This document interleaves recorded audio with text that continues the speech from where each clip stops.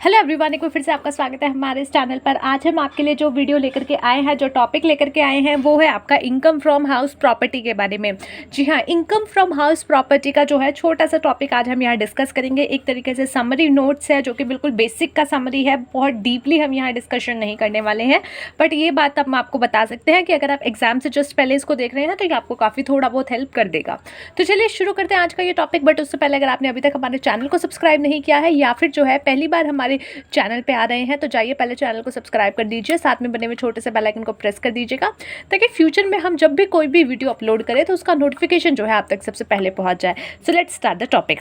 देखिए, income tax में जो है आपके इनकम के सोर्सेज तो अनेकों हो सकते हैं according to income tax, but वहाँ पे जो है आपके जो भी सोर्सेज है उसको 5 भागों में 5 हेड में बांटा गया है।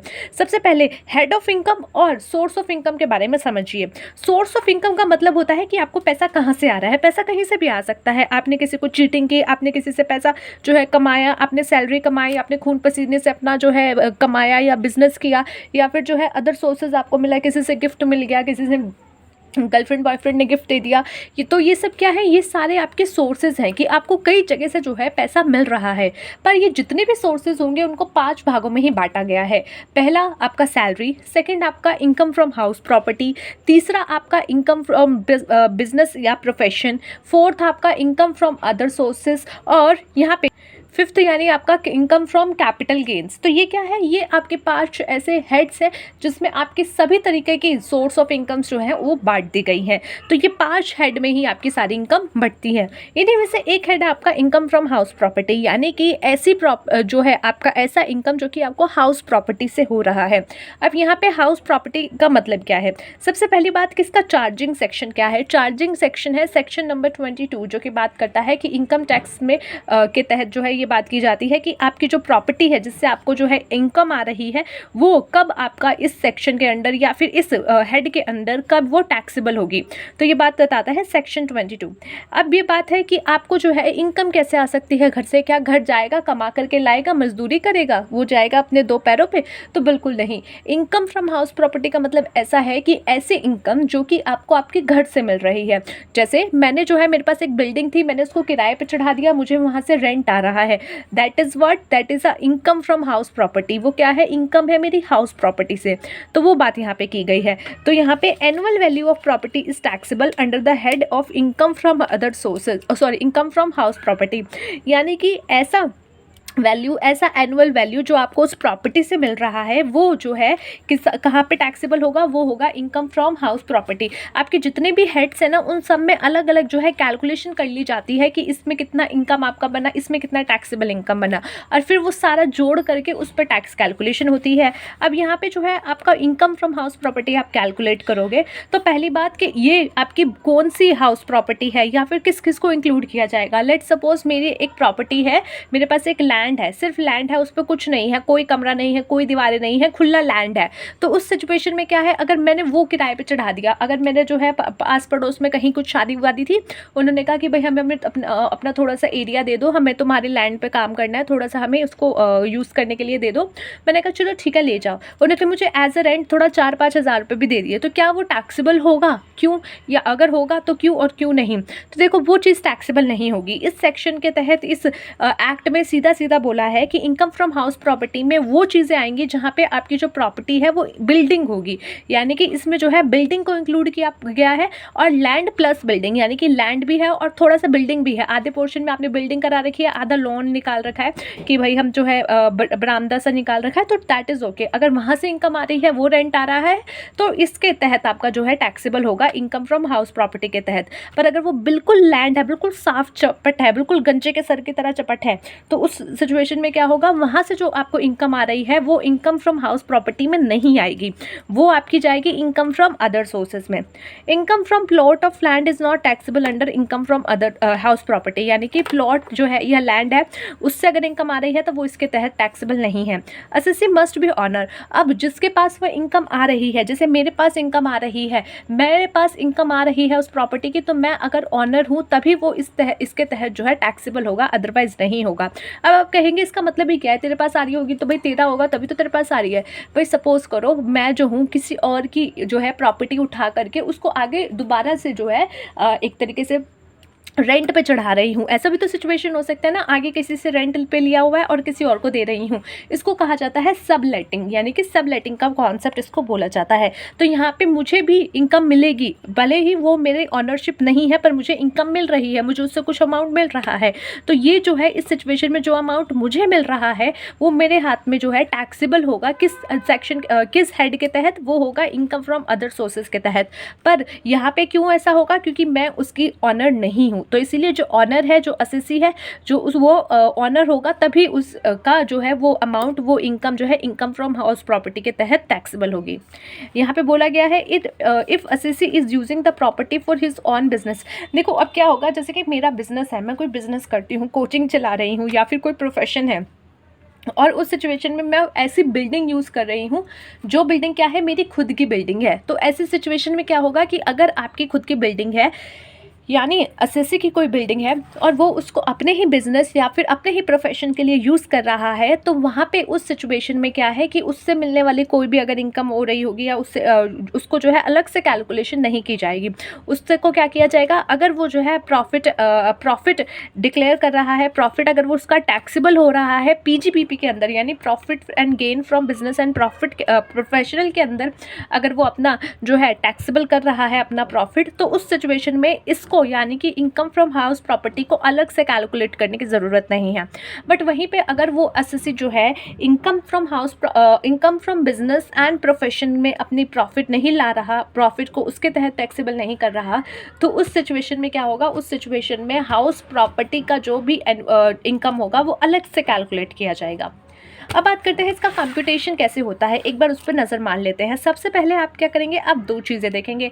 एक नाटक आता था पहले ऑफिस आई थिंक, जिसमें एक बंदा था जो कहता था कि दो चीज़ें होंगी, अगर ये हुआ तो वो होगा, वो होगा तो ये होगा, ये हुआ तो वो हुआ, मतलब वो हर चीज़ में दो चीज़ लाता था। वही कॉन्सेप्ट थोड़ा सा यहाँ पे चलता है। आप क्या करोगे, अगर आप जो है हाउस प्रॉपर्टी के अंदर अपनी इनकम टैक्सेबल कर रहे हो, टैक्सेबल दिखा रहे हो, तो उस सिचुएशन में आपको पहले सबसे पहला जो चीज़ है वो ये देखना होगा कि आपका फेयर रेंट क्या है और म्युनिसिपल वैल्यू क्या है। यानी म्युनिसिपैलिटी का भी जो है रेंट के तहत पे तो कुछ ना कुछ नोटिफिकेशन निकालती है कि इस एरिया के लिए इतना रेंट लिया जा सकता है, और या फिर फेयर रेंट के इतना फेयर रेंट बनता है। तो आप देखोगे कि ये दोनों कौन सी हैं, कि उसका फेयर रेंट क्या बनता है और म्युनिसिपल वैल्यू ने क्या निकाला है, और अब देखोगे कि इन दोनों में से ज़्यादा क्या है, वो अमाउंट आप साइड कर लोगे। प्लस उसके बाद आप देखोगे कि स्टैंडर्ड रेंट क्या है, यानी कि आसपास उसी एरिया में क्या रेंट लिया जा रहा है उस सेम प्रॉपर्टी का, तो वो आप देखोगे। ठीक है, पहले आपने क्या देखा कि फेयर रेंट क्या है, कि नॉर्मली क्या रेंट होना चाहिए, या और दूसरा कि म्युनिसिपल वैल्यू क्या है, म्युनिसिपैलिटी के अकॉर्डिंग क्या रेंट बनता है। तो उन दोनों में से जो चीज़ हायर होगी वो आप अलग कर लोगे। फिर आप देखोगे कि स्टैंडर्ड रेंट क्या बनता है, यानी आसपास के लोग कितना रेंट ले रहे हैं, वो आप अमाउंट देखोगे। अब आपके पास दोबारा दो वैल्यू आ गई, एक ये जो कि हायर थी, किसकी, फेयर रेंट या म्युनिसिपल वैल्यू की, और उसके बाद आपके पास दूसरी वैल्यू आ गई स्टैंडर्ड रेंट की। अब उसके बाद आप देखोगे कि रीजनेबल एक्सपेक्टेड रेंट क्या निकलता है। अब रीजनेबल एक्सपेक्टेड रेंट का मतलब क्या है, कि जो आपने पहले हायर ऑफ फेयर रेंट और म्युनिसिपल रेंट निकाला था, और दूसरा स्टैंडर्ड रेंट जो आसपास के एरिया में है, उनमें से सबसे कम, उसमें से दोनों में से कम क्या है, वही आप कहोगे कि यार ये ना एक्सपेक्टेड है, इतना तो मुझे मिलेगा ही मिलेगा। यानी कि या तो फेयर रेंट जो नॉर्मली लोग ले रहे हैं, या फिर म्युनिसिपल जो म्युनिसिपैलिटी ने डिसाइड किया है, उनमें से सबसे ज़्यादा कौन सा है, प्लस उसके आसपास कौन सा चल रहा है, स्टैंडर्ड रेंट कौन सा चल रहा है, आप वो देखोगे। तो उनमें से जो भी कम होगा आप सोचोगे भैया ये तो मुझे मिलना ही चाहिए, वो एक्सपेक्टेड आ जाता है। तो यहाँ पे रीजनेबल एक्सपेक्टेड रेंट निकल के आ गया। अब आप देखो कि एक्चुअली में आपने कितना रिसीव किया है। हो सकता है एक्सपेक्टेड 5 हो पर मिल जाए 1, हो सकता है आप सोच रहे हो, आप ख्वाब देख रहे हो रणबीर कपूर के और आपको मिल जाए दुष्यंत कपूर, या मतलब कुछ भी अलग ही बंदा मिल जाए। तो उस सिचुएशन में क्या है, ये भी सिचुएशन हो सकती है। तो जो आपने एक्चुअल रीजनेबल आपका एक्सपेक्टेड था और एक्चुअल आपने जो रिसीव किया, ठीक है, उन दोनों में से आप जो है हायर देखोगे कि कौन सा हाई है, और उसको मान के चलोगे ग्रॉस एनुअल वैल्यू, यानी कि आपकी जो घर है उसका, जो बिल्डिंग है, जो प्रॉपर्टी है, उसका ग्रॉस एनुअल वैल्यू आप उसको मान के चलोगे कि इतना जो है कमाई मुझे उससे होनी चाहिए। अब देखो, आप जो है म्युनिसिपल टैक्सेस भी पे करते होगे, ठीक है, कुछ ना कुछ टैक्सेस पे करते होगे, प्रॉपर्टी टैक्स, तो वो क्या है, वो इसमें से घटा दोगे और फिर आपके पास क्या आ जाएगा, नेट एनुअल वैल्यू। यानी कि आपने 1 लाख रुपए सपोज करो यहाँ पे ग्रॉस एनुअल वैल्यू निकल के आई, और उसी में से जो है आपने 5,000 रुपये जो है म्युनिसिपल को जो है टैक्स पे कर दिया, तो उसमें से 1 लाख में से 5,000 चला गया 95,000। अब ये 95,000 आपके पास क्या बचा, नेट एनुअल वैल्यू, जो अब आपके हाथ में आ गई। उसके बाद गवर्नमेंट कहती है कि हम आपको जो है ना डिडक्शन देते हैं। कौन सी 2 डिडक्शन हम आपको देंगे, एक सेक्शन 24 सबसेक्शन 1 के तहत, एक सेक्शन 24 सबसेक्शन बी के तहत। अब ये ए और बी में क्या बात बोली गई है। पहली बात तो जो आपकी नेट एनुअल वैल्यू है, यानी कि 95,000 जो हमारी निकल के आई है, उसका ना आप 30% अपने आप घटा लो। हम ये मानेंगे कि ये 30% इनकम है ही नहीं। क्यों? क्योंकि क्या है, जब आपकी घर चल रहा है उसमें कुछ ना कुछ डेप्रिसिएशन हो रहा होगा। डेप्रिसिएशन हो रहा होगा का मतलब ये नहीं है कि भाई उसकी वैल्यू कम हो रही है, यहाँ पे ये बात हम नहीं कहना चाहते।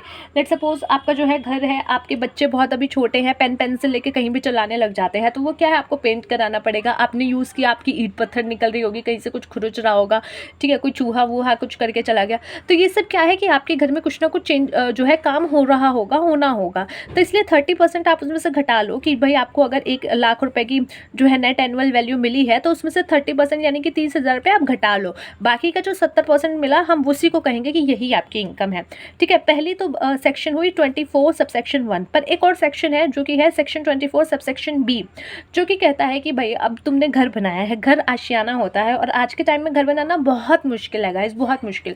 तो उस सिचुएशन में आपने क्या किया होगा, आपने लोन लिया होगा, या फिर आपने रेनोवेट किया होगा, हो सकता है आपने जो है रेनोवेशन का खर्चा किया हो, या फिर उसको दोबारा से रिकन्स्ट्रक्ट कराया हो, तुड़वा के दोबारा बनाया हो, या रिपेयर कराया हो।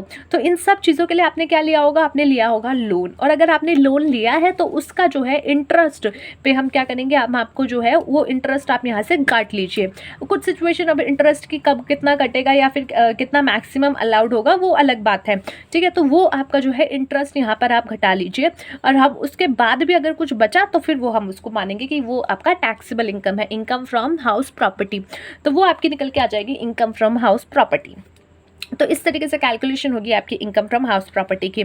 आई होप आपको अच्छे से समझ आ गया हो और काफ़ी ज़्यादा हेल्प मिलेगी इसको आप देखने के बाद आपको, ठीक है। तो बिल्कुल ही शुरुआत अगर कर रहे हो तो ठीक है, ये बात बिल्कुल सही है कि आप इसमें कुछ चीज़ों की क्लैरिटी आपको मिलेगी, और धीरे धीरे डीप में आप पढ़ोगे तो इसको और ज़्यादा क्लैरिटी मिलेगी। कोशिश करेंगे एक डीप में इसकी PDF भी हम लेकर के आए, जो है PPT के तहत इसको अच्छे से और समझाएं, ठीक है। तो चलिए मिलते हैं नेक्स्ट वीडियो में एक अगले टॉपिक के साथ। तब तक के लिए take care of yourself and take care of your health.